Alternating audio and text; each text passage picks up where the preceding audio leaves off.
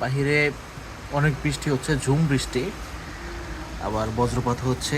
তার মধ্যে আমার ব্যালকনির সুন্দর ফুল, এই গাছটা আসলে খুবই ভালো লাগে, আমার পছন্দের একটা গাছ, কারণ ফুলগুলো একদম সুন্দরভাবে ফুটে থাকে।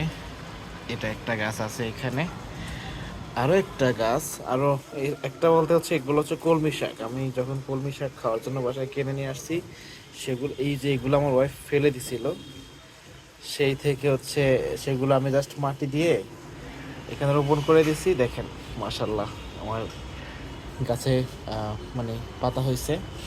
এটা হচ্ছে লাউ শাক গাছ। লাউ শাক গাছটা শাক হওয়া পর্যন্ত অপেক্ষা করি, তারপরে লাউ হয় কিনা সেটা দেখার বিষয়। আর এই গাছটা নিয়ে হচ্ছে আমার একটা কথা আছে। এই গাছটা কি আপনারা অনেকে হয়তো বা কী গাছ জানেন বলতে পারবেন হয়তো বা।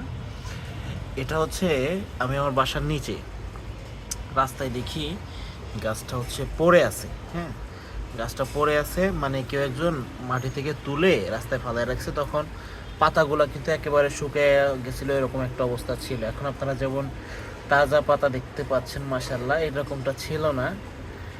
তো আমি কি করছি, কিছু মাটি ছিল, অল্প একটু মাটি দেখেন, আমি বাসায় নিয়ে আসছি।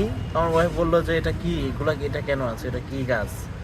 আমি বললাম যে এটা হচ্ছে আমি মাটিতে পড়ে থাকতে দেখছি, কেউ একজন উঠে রাখছে। হ্যাঁ, একদম শুকিয়ে যাচ্ছিল এরকম।